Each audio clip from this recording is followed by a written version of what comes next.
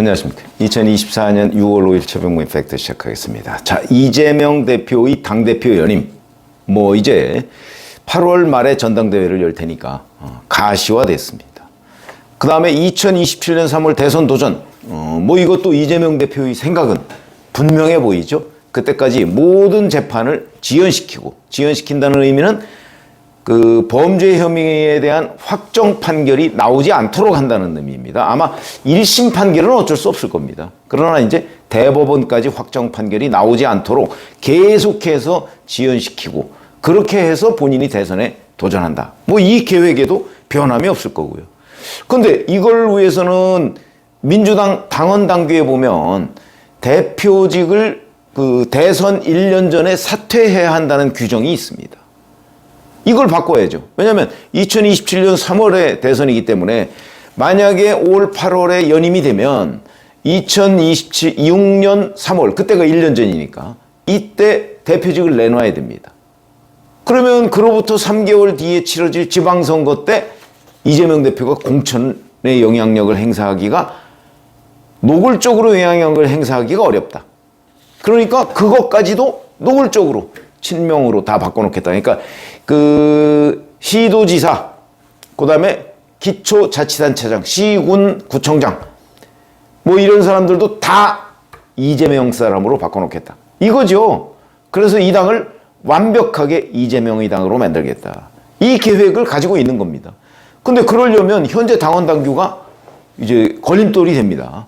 그러니까 이걸 고쳐야 되겠다. 이렇게 지금 생각을 한 거죠. 그래서 사실은 그 당원 당규 개정 TF 이런 걸 만들었습니다. 여기서부터 이미 다 계획에 있었던 거죠. 그래서 그게 이제 장경태 최고위원이 그 단장을 맡았습니다. 자, 그런데 당원 당규를 개정할 이유, 정확하게 얘기하면 핑계죠. 왜 개정해야 되는가 하는 부분에 관해서 이거를 놓고서 이제 5월 30일이면 오늘이 6월 5일이니까 불과 엿새 한 일주일쯤 전입니다. 이때 의원총회를 열었습니다. 그 참석했던 의원들 뻔히 알죠. 왜 당원 당규를 개정하려고 하는지. 이재명 맞춤형이다. 그거 아니겠습니까? 뻔히 알지만 아무도 거기에 대해서 이의를 제기하지 않았다. 근데 저는 이미 작년 12월이면 총선 넉 달 전입니다. 이 넉 달 전에 전당대회 룰과 관련된 것을 개정한 적이 있습니다. 민주당이. 그게 뭐냐면 권리당원의 비중을 높이고 대의원의 비중을 낮춘 거거든요. 아니 그거를 왜 총선 4개월 앞두고 바꾸죠? 바꿔야 할 이유가 없는데. 그때 저는 유튜브로 이거는 이재명 대표가 당대표 연임을 하기 위한 포석이다. 이렇게 제가 말씀드린 적 아마 기억하시는 분들 계실 겁니다. 그러니까 그때 이미 이재명은 내년 8월에, 그러니까 작년 12월이니까 내년 8월에 내가 당대표에 다시 나와서 연임을 해야 되겠다. 그런 결심을 한 겁니다. 그 후의 과정은 그걸 완성하기 위한 그냥 단계적인 요식행위에 불과했던 거죠. 그러니까 이번에 당원 당규 TF라는 것도 결국은 이재명 대표의 연임, 또 이재명을 위한, 그러니까 이재명을 위한 당원 개정이다. 이렇게 이해하시면 아주 심플하고 정확합니다. 자, 근데 이제 문제는 그 핑계가 장경태 당원 당규 개정 TF 단장이 5월 30일 이제 의원 총회를 하고 나서 바로 기자들한테 기자들이 묻지 않았겠습니까? 그랬더니 이렇게 얘기합니다. 현행 당원 당규상 당대표나 최고위원이 대선에 출마할 경우 선거 1년 전 사퇴를 해야 되는데 예외 규정이 없다. 국민의힘의 당원 당규를 차용해서 상당한 사유가 있을 때 당무의 의결을 통해서 사퇴 시점을 정할 수 있도록 하는 예외 규정을 만들었다. 이렇게 얘기합니다. 상당한 사유라, 그러니까 기자들이 이제 여기서 의문이 들 거 아닙니까? 상당한 사유가 뭐죠? 상당한 사유는 결국 대통령 탄핵하고 그러면 조기 대선을 치르고 이런 거 얘기하는 겁니까? 이렇게 질문합니다. 그랬더니 장경태 최고위원이 탄핵이나 별도 상황을 상정하고 있지는 않고 그런 거를 적시하는 것도 적절치 않다. 이렇게 얘기합니다. 그런 거 상관없이 만들었다는 뜻이죠. 이재명 맞춤형이라는 뜻입니다. 자, 이랬던 장경태 최고위원이라는 사람이 6월 3일, 어제 그저께죠. 이재명 대표가 중진 의원들과 오찬을 하면서 이제 의견 수렴을 한다는 핑계로, 이것도 다 핑계입니다. 핑계로 이제 당원 당규 개정 얘기를 쭉 아마 설명을 한 모양인데, 거기에서 뭐라고 얘기했느냐. 헌법 개정으로 인한 대통령 임기 단축, 대통령 탄핵 가능성을 염두에 둔 것입니다. 이렇게 얘기합니다. 불과 엿새 만에 완전히 당원 당규 개정의 이유가 달라진 겁니다. 왜 이렇게 달라졌느냐? 그럼 뭐가 진심이냐 도대체? 당연히 중진 의원들과 이 얘기에서 한 게 진심이라고 봐야 되죠. 기자들 앞에서 한 말은 국민을 속이려고 한 말이고, 중진 의원들 앞에서 한 말은 좀 중진 의원들의 동의를 얻어내려고 한 말인 것 같은데, 글쎄 중진 의원들 앞에서 한 말이 일반 국민들한테 공개가 안 될까요? 참 어찌 보면 세상을 참 쉽게 산다. 뭐 이런 생각이 들고요. 결국은 국민을 속였다. 일주일 만에 돌려냈으니까. 물론 속마음은 아마 똑같았을 겁니다. 어차피 이재명 맞춤형으로 당원 당규 바꾸는 건데 그걸 어떻게 포장하느냐, 이 부분이었을 거거든요. 그러니까 처음부터 생각은 같았을 텐데 포장 기술이 너무나도 노골적이고 떨어진다, 이렇게 말씀을 드릴 수가 있는 것이고, 자, 이건 뭐 사실은 의미가 없습니다. 왜? 개헌이 될까요? 저는 뭐 개헌 안 될 걸로 봅니다. 윤석열 대통령의 임기 단축 개헌, 이게 의미하는 바가 얼마나 큰 것인지, 그리고 이재명 대표가 노리는 바가 어떤 것인지 뭐 다 알지 않습니까? 2027년 3월까지 재판을 지연시키려는 것이 이재명 대표한테 버거울 수가 있습니다. 그러니까 아예 그 반환점, 목표 지점을 여기 있던 거를 이만큼 땡기자. 그러면 재판 지연 그 기간도 지금으로부터 대략 뭐 2027년 3월이면 2년 한 9개월 됩니다. 그렇게 남았죠? 이거를 아예 한 1년쯤 땡겨버리면, 그러면 1년 9개월밖에 안 남은 셈이고, 그 전에 뭐 한 8, 9개월 전에 경선을 한다 치면 1년밖에 사실상 안 돼. 1년만 재판 지연으로 버티면 된다. 아마 이런 계산을 하고 있는 것으로 보이는데, 글쎄요, 임기 단축 개헌이 가능할까요?